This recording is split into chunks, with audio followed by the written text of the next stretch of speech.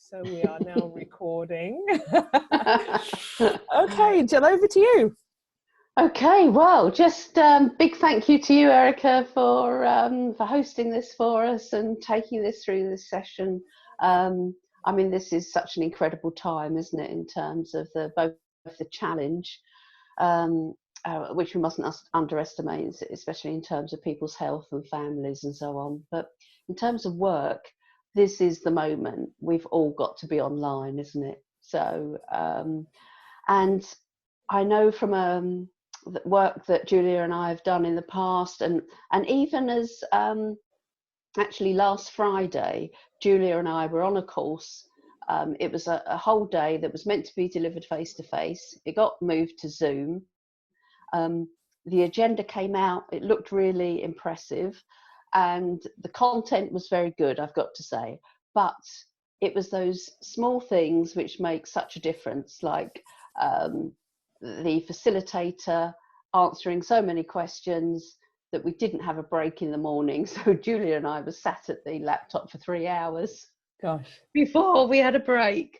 And it's small things like that that you really have to think about, don't you, when you're online, that you've got to imagine that person sitting at the desk in the, small bedroom or in the dining room or wherever they're on there. Even the shed or wherever they've gone to try and do this. So,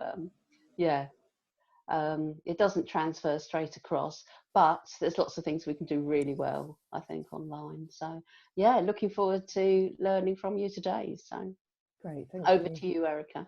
Thanks, Jill. Thank you. And you're right, we're kind of in this space now where we've been forced into translate, convert materials online, keep running your sessions, but I don't want you in my room. It's got to be virtual. And it does take a different mindset, and it does take a slightly different set of skills, which I think those who converted last week for the first time and who are delivering this week for the first time will start to learn the differences when they're doing some of this stuff. So hopefully some of the tips and tricks I show you today might circumnavigate some of that and support in terms of your sessions going forwards.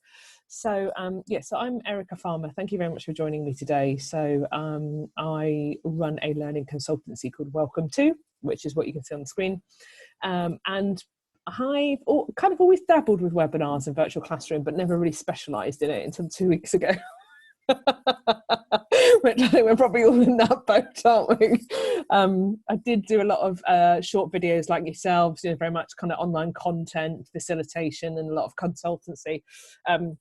But I've collaborated with a few specialists and actually getting formally accredited in this stuff next week, which would be great. So just wanted to share with you guys what I've learned so far, really, and hopefully it's really helpful. So if you just hover your mouse to the bottom of the screen, I think it'll be the bottom for most people, you will see a toolbar come up. And I think Claire and Julia and Jill, actually, you've already typed in the chat box for me, and we're going to use that as part of this session today.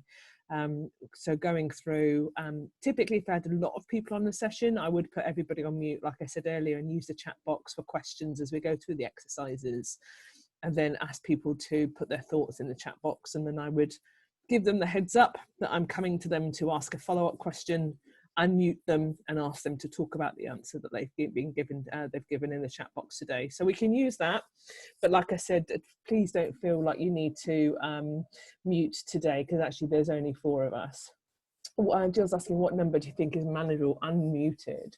Oh, that's a good question.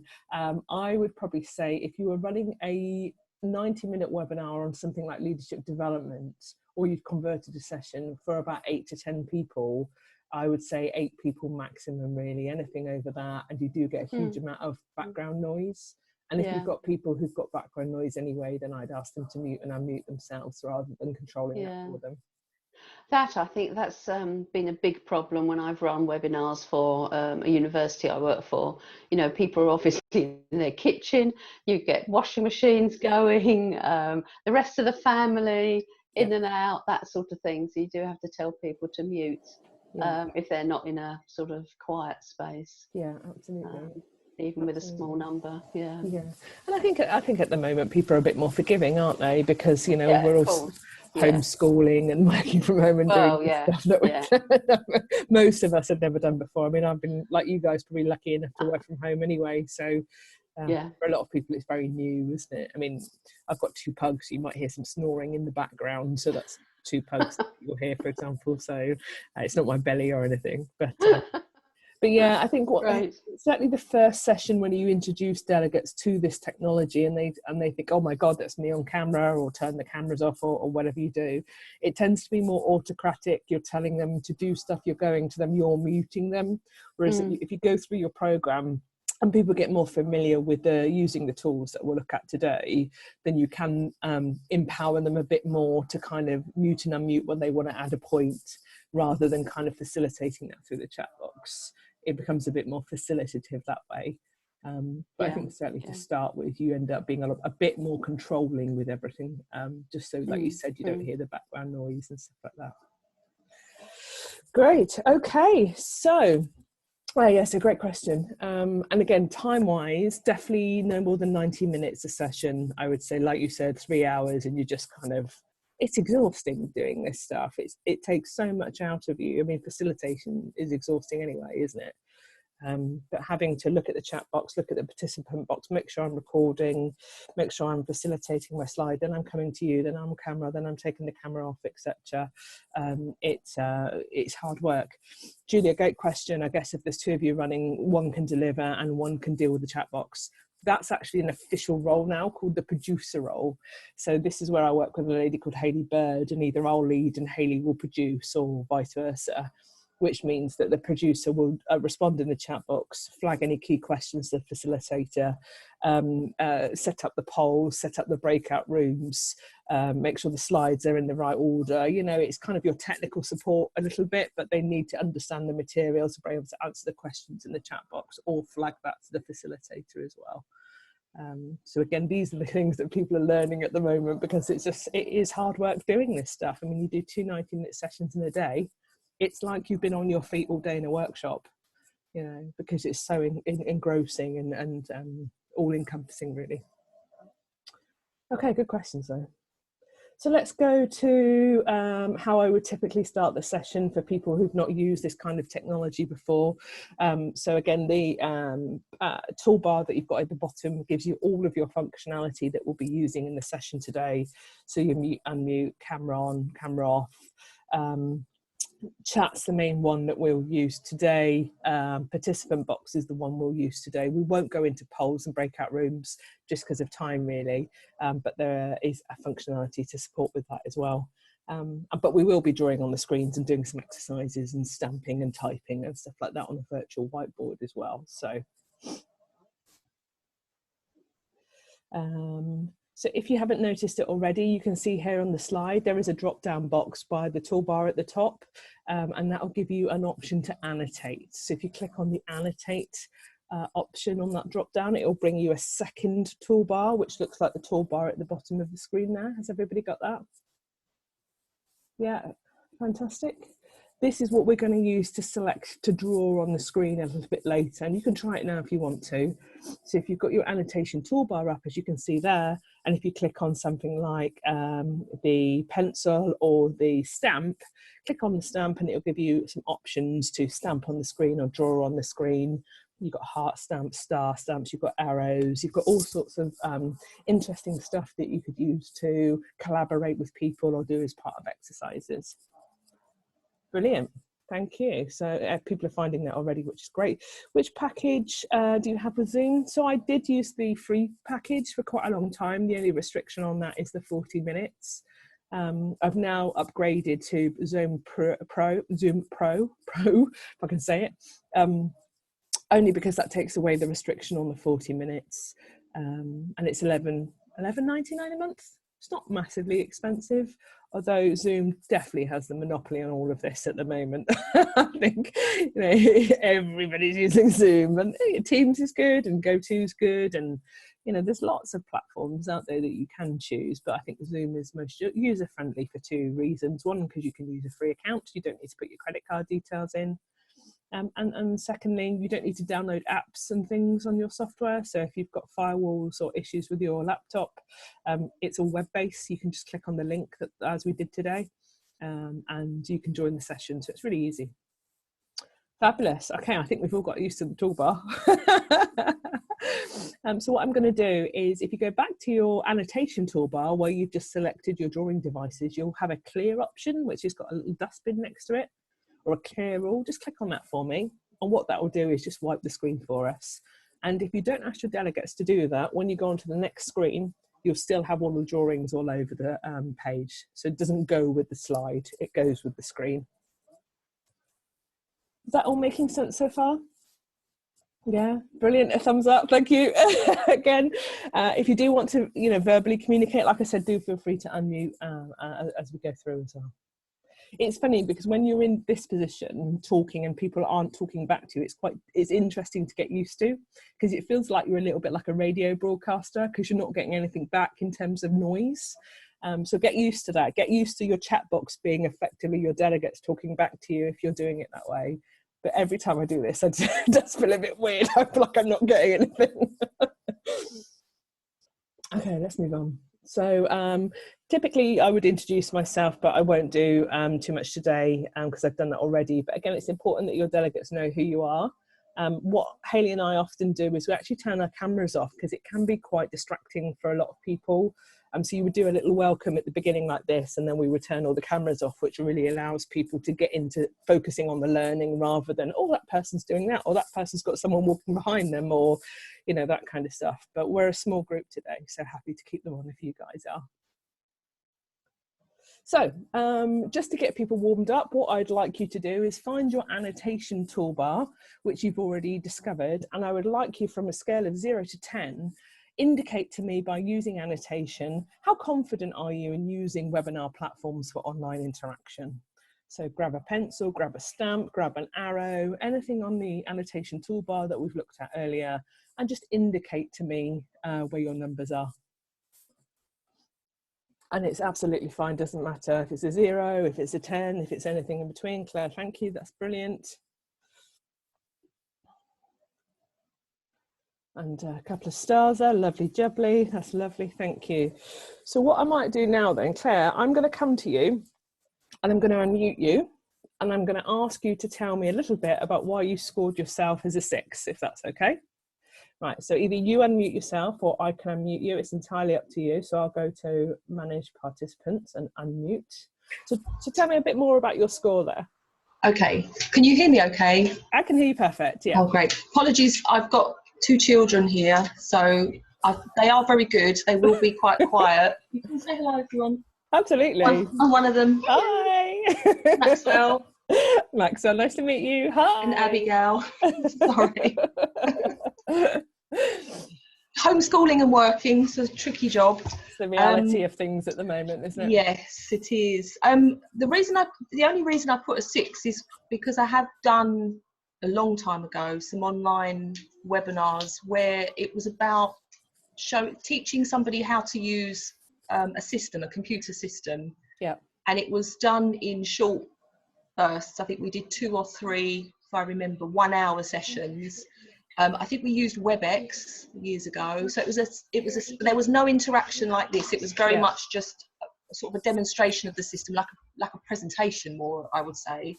But I'm familiar with the way the software works, and your description about how it feels, because you're doing all the talking and you've not got that kind of body language and connection in person. So I'm familiar with that, but that was very much when I used to do a lot of technology training. So okay. I do more soft skills now, which is why I'm interested in how that would translate across, because that's completely different. Yeah, absolutely. Yeah. Although I would kind of argue probably the same techniques in a way, as long as you get into this virtual classroom way of thinking as opposed to a webinar. It's kind of 2 different things, really. I'd say the virtual classroom is more your design is designing to be interactive. So that's what this slide is designed to be. And when you're designing your learning, it's important to think about what you want to achieve, as you would do normally anyway in terms of outcomes, but make a note for yourself around what part of the technology would you use to facilitate that discussion. So for example, we've used the annotation toolbar for this slide, and I've come to you, I've unmuted and I've asked you to talk to me more around your score.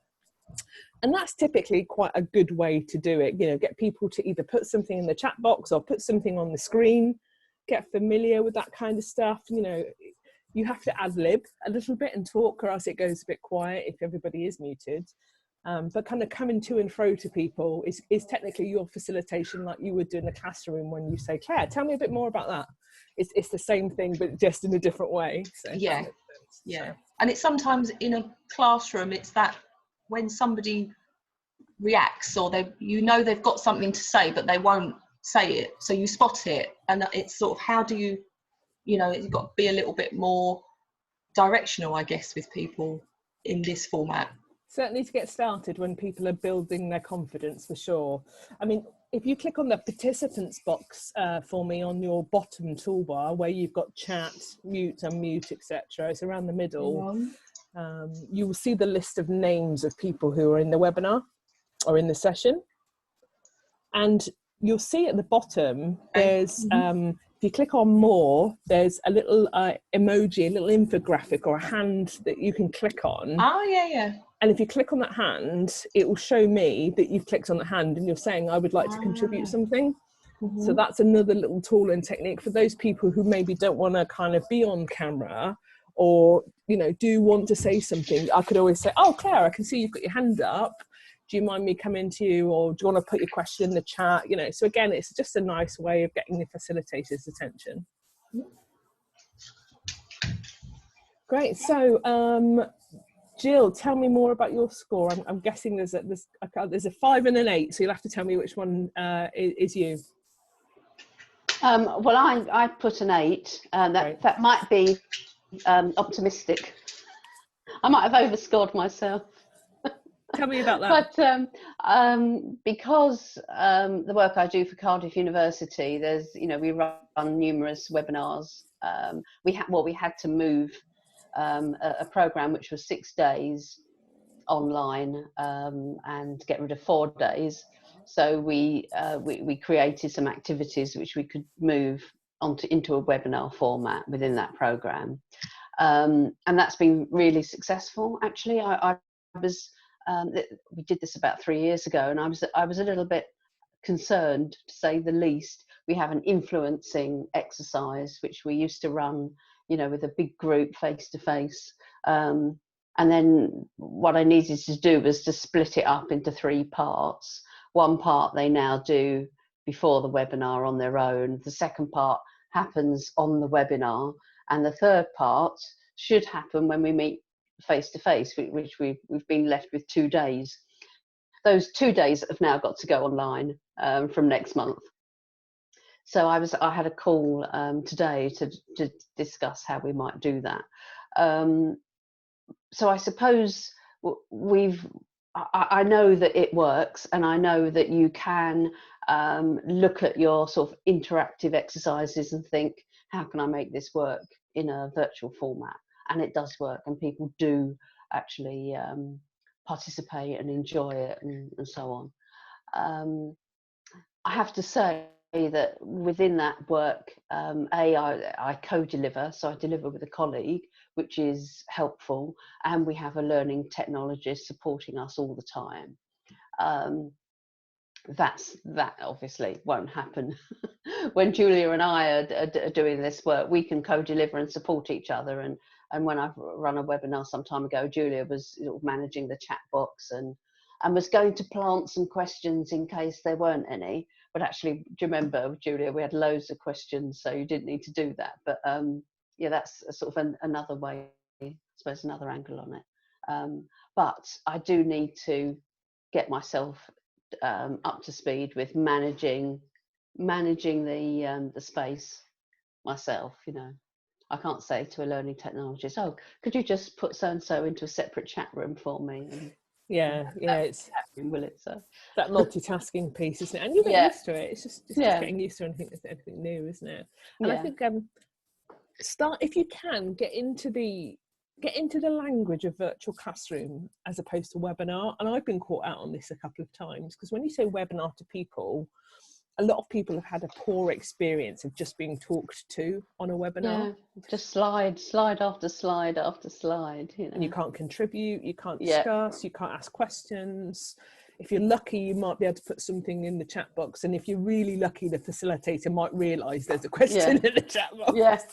Because they're probably not looking for it. They might be, you know, too much else to do, haven't you? That's a lot. There's a lot going on. So doing it in pairs, I definitely recommend. And it will really help your confidence with that, especially the first couple of times. But I think that's interesting. Julie, I'm going to come to you. Tell me about your 5, if that's okay, and you feel free to unmute yourself, or I can do that. Okay, let me unmute you there. Go for it. Thank you. I've got to be honest, 5 is good, because I would honestly say that about a week ago it was probably nearer a 2. Well, that's a great jump. We're learning fast. Yeah. And for me, it is the fear of managing, like you just said, it's managing the two. It's making sure that you're delivering on screen, but you've also got something else that's going in the background. And, you know, so the 2-person approach, I think, will definitely work better. Yeah, absolutely. And you can, and there'll be people that can support you with that as well. So if one of you isn't available for a session that is scheduled for whatever reason, you know, you don't need to be in the same room to have a producer with you. In fact, it works better virtually, because then you can't hear each other talk and stuff like that. So but it's definitely, I think it's definitely the way forwards.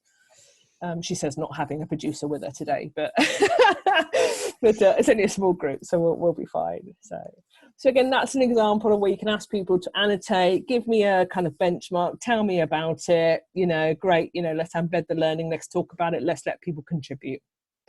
So let's move on to the next session. So it's really important, and as we would do normally when we're inviting people to a session, is to be really clear. See how it stays on the screen there as well, those who, you know, feel free to clear when you've got a sec. Be really clear with people about this stuff as well. And now more than ever, people really do need to own their own learning, because we don't have 10 people sat in front of us in a workshop where you can see the whites of the eyes, you can see whether they're on their phone, or you can see the emails popping up. So it's really important that you just give them, call it advice, obviously, rather than rules or anything like that. But to make sure the emails aren't popping up. And it does say there, you know, be somewhere where you won't have distractions. But I think, again, at the moment, we know that people are homeschooling, people have got dogs barking in the background, there's noise, there's TV, there's other stuff going on. So again, advice.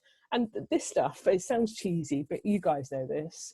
The more you put into it as a delegate, the more you will get out of it. You can sit there and not say anything and not do anything. And actually, I'll probably figure that out, and I'll come and ask you a question like I would do in a workshop anyway. But it's people can hide a little bit behind this stuff, which is why it's so important, if you are going to have your cameras open, that you can see somebody. If it's a few people, again, if you've got 50 people in a session, you can't have all the cameras open. So again, you're working through your participant list to say, oh, okay, Julie, I've not heard from you yet. Tell me a bit about what you think about this. Yeah. So that's interesting, because this applies to virtual coaching as well. Okay. And there's some research out there which says that if you coach executives, they are very likely to think that they can also answer emails and do other stuff at the same time. So that needs to be discussed, you know, beforehand. Yeah, it's your contracting piece, really, isn't it? So yeah. But it's very tempting for people that think very quickly and have got a lot of things going on. That the temptation just to also reply to an email is there, isn't it? So. Yeah, absolutely. Yeah. And, you know, I'm guilty as charged. I was on an FSB, you know, Federation of Small Businesses webinar a couple of days ago, and I had that running, I had the TV running, I had a recorded webinar that I'd done on my phone running, I'd had something else going. You know, you are multi-channel, aren't you, with so much in your life. But again, it was a webinar, I was being talked to, I wasn't engaged in any particular Yeah. way, so it was easy for me to step away and do other stuff. Whereas if you're presented as a virtual classroom, you know, the expectation is that engagement and, you know, being involved. Yeah, good call. Okay. So what I would like you to do in the chat box, I would like everybody to write me a couple of words around what are your experiences in delivering or attending online sessions, and tell me a positive and tell me a negative. And what I'll do again, I'll come to you and I'll ask you to talk me through that and what that means. So again, in your chat box that you've already looked at, type a positive, type a negative in terms of delivery or attending online learning. Just a couple of words. I don't need war and peace, just... Okay, great. Jill, positive, energized, focused, great value. Absolutely. Yeah, sounds good. Negative, slow, boring, not engaged. Yeah, again, everything we've just talked about, isn't it? It's when they're not done well, they're easy to switch off to. And we've all attended a poor webinar or session. Julia, great content spoiled by being too long. Yeah, that's a really good point. No break, some participants dominating the conversation. Just like you would do as a facilitator in a workshop, it's up for you to be able to recognise that and understand where your learners are, isn't it? So, and I'd often just break it at around 40 minutes and say, right, everybody have a wee break, have a coffee, 5 minutes, back online. Because again, an hour and a half sitting in front of a screen is quite hard on the eyes. It's different for people. We're not used to doing this stuff yet. Claire, remote connection, bag technology, sound problems, etc. Yeah, so in terms of sound, I do have a slide on that in a minute, so I won't talk too much about it. As everybody is today, very much recommend a headset, which kind of feels like you're in a contact center a little bit taking phone calls, but, you know, or earbuds for, you know, plugging in, because if you don't have that, you pick up a lot more background noise and it's more difficult to hear people speak. So again, you might want to add that to your joining instructions. I often say to people, if you don't have a headset, try and find one, because it'll be a better experience in terms of audio, but also what we can hear you as well as what you can hear us. So that's really important. Charismatic presenter, but not all about them. Okay, Julia, tell me, I'm going to come to you and unmute you. I think you might have had an experience of this, so tell me about that. Oh, let me just... It's actually... So I've had really charismatic presenters, but it's not about them at all, and they deliver some really good stuff. Equally, I suppose it's the same within face-to-face. You've got somebody very charismatic, but they just want to tell you all about their own experiences of various things, rather than getting the participants to share their experiences. And often they go hand in hand. Yeah. I'm not sure why, but I have had it where somebody's, they have the charisma, but they realise that they're there for the participants. Yeah, learner focused as opposed to self-focused, I suppose, isn't it? Absolutely. I'm working with a training company at the moment that has a trainer, they're all ex-Marines, and honestly, it's like it's the dad show, you know. So trying to get him online is quite an interesting challenge at the moment. So, okay, good. Thank you very much, Julia, for that. Jill, tell me a little bit about not good physically, because I think that's a really good point. Well, all the stuff coming out about neuroscience and applying learning from neuroscience to the way that you deliver learning and development. You know, it's get your delegates to stand up, it's walk around, it's don't have them sat there for you know, long periods of time, even in a face-to-face session. So you might get a group up working together around a board or a flip chart or something.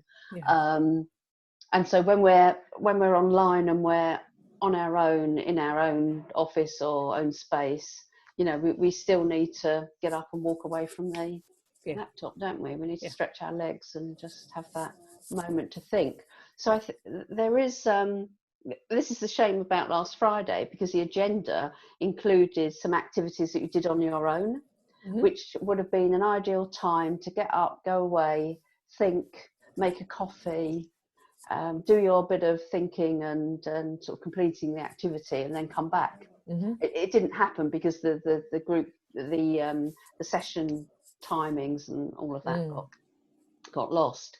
But it was a really great lesson in, actually, if you'd stuck to the agenda, it would have worked so much better. And it made me think, in this call I had this morning about our 2 days in April, we were talking about what can we give them to do individually that creates that space to do that thinking, move away from the screen, make a coffee, and then come back to the group. Maybe so you then have a break of half an hour rather than a quick 10-minute. It's a proper half an hour break, and in that time, you could speak to the family, let the dog out, or do what you've got to do. And then come back to the group, and it just feels a more holistic, but sort of mindful of how we should be working online. I think. Yeah, absolutely. And we're going to make the day shorter. Reduce down the activities, make the day shorter. Probably do more pre-work, more post-work. Give them shorter days, because as you said, it's going to be intense. You're going to be knackered, and they're going to be knackered. Yeah, absolutely. And they're all optometrists and opticians who you know about them. So. Oh yes, absolutely. You're not working with Specsavers, are you? No. Yeah, I was just going to say, what makes sense to me about that, Jill, is we were talking about, we've all got distractions in the background. I heard a little dog woofing a minute ago, and I had a dog woofing here at the same time, but I was on mute. But it's about acknowledging that those distractions are there in the present climate and working with them. And saying, well, yes, take half an hour so that you can go to the kids, Claire, right, what is it? What's the problem? What do you need me to do? You can sort problems out as well as your brain ticking over on what you've been asked to do. Have a screen break, move around. I'm suffering today from very numb buttocks. So it's taking on board all the things that we know we're all facing in the present climate and go, just allow for that. Make it part of the session. Yeah. Which I don't know if that's what Jill means by not good physically. Yeah, and a great session to deliver, although you wouldn't think it to start off with on this technology, would be something like presentation skills. So everybody stand up, what would your body language be? How would you present? How would you do this? Who would you look at? You can still do the demonstration stuff if you're using your video camera and things like that. Just be aware of number of participants. Yeah, that could be quite fun as well, couldn't it? To do that. Yeah. You do your energizer that way, your icebreaker that way as well. Sorry, Jill, go on. Yeah. Just to answer Julia's point around the physical stuff, I was actually thinking more of just how important it is to get the brain going to move. And if we keep people stuck at a screen, we've lost that, haven't we? So in a face-to-face session, you might swap people around in terms of groups. They would get up and walk around in the break and talk to other people. And if we don't create those opportunities in a different way, then there is something lost about, just how switched on they're going to be to the content, which is important, isn't it? Yeah, absolutely. Yeah. And again, once you start thinking about this stuff, you'll have all sorts of ideas as well. Just doing a time check. We've just done half an hour, which we originally planned in, but it's been really good conversation. Are we okay to keep going? Is everybody, fabulous? Yes, okay. if you're okay. Yes. Yeah, I'm absolutely fine. Yeah, definitely. So I'm just going to pop you on mute, Jill, because that's a wee bit loud. So.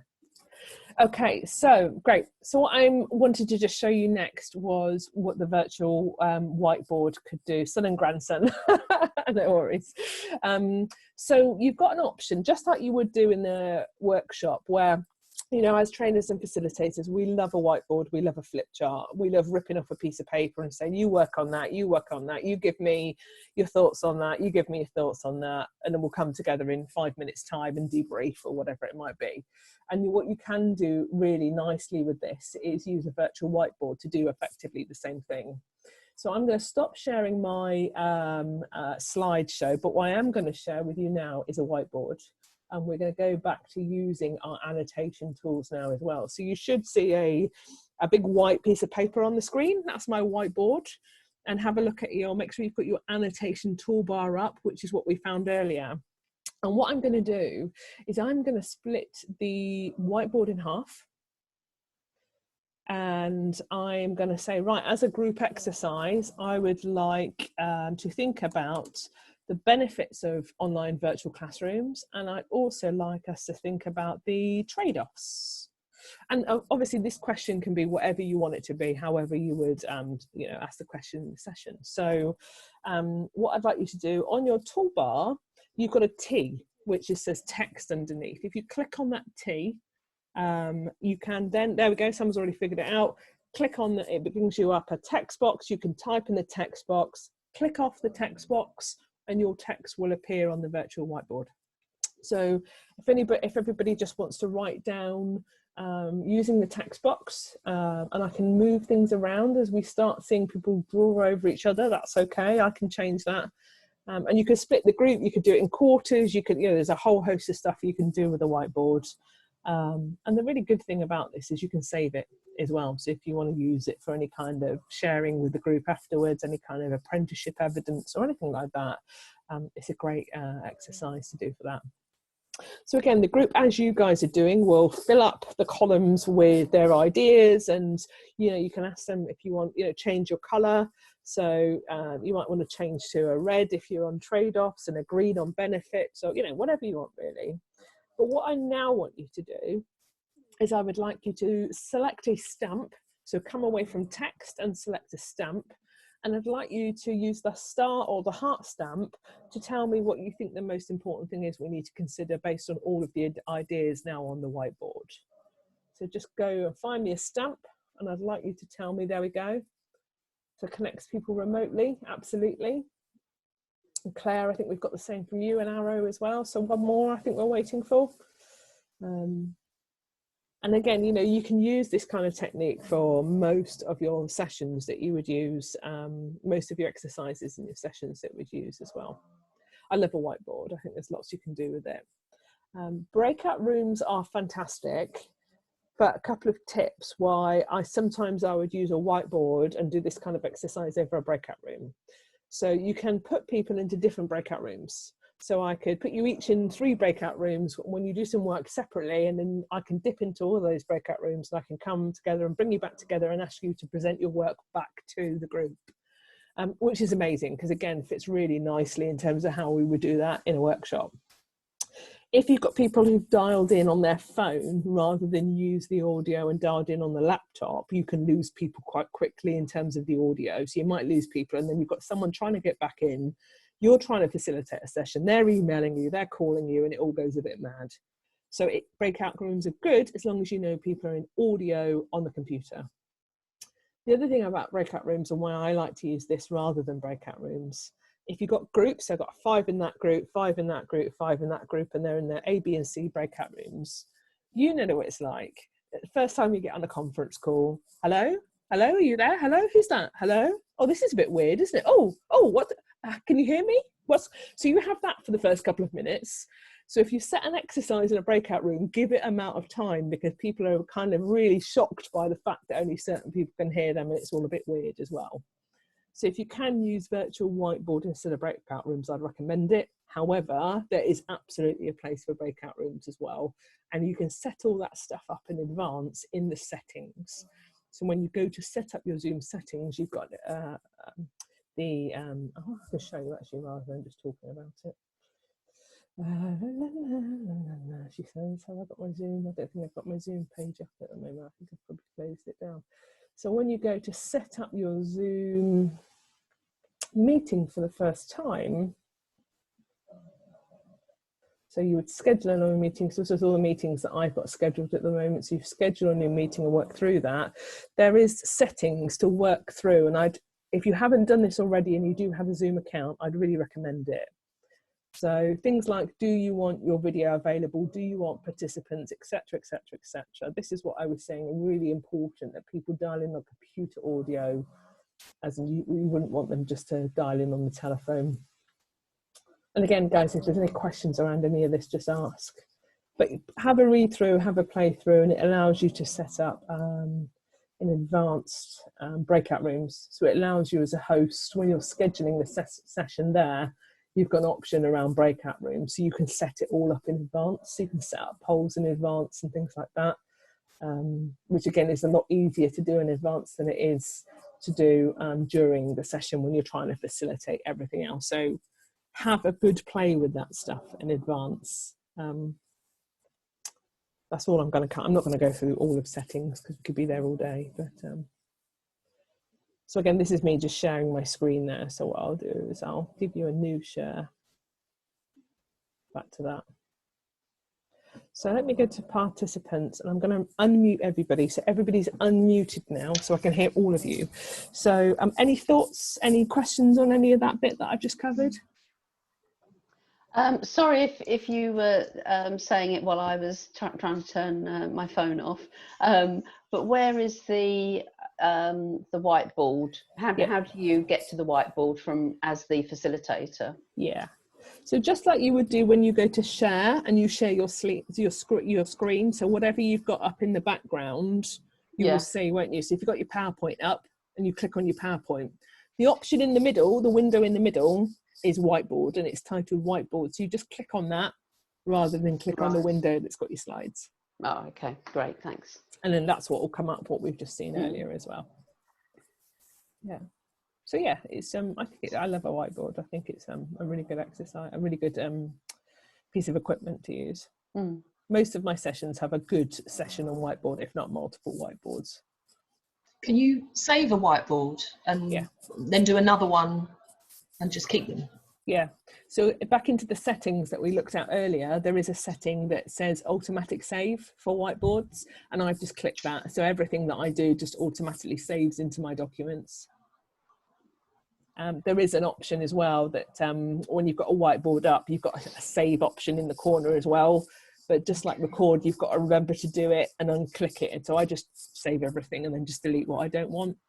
With this stuff, make it easy for yourself. So things like that, things like, you know, if you really have to use a breakout room, use it. But if you can use a whiteboard, use that instead. Asking people to dial in on the PC rather than the telephone. Just make this stuff easy for yourself because you've got a lot going on.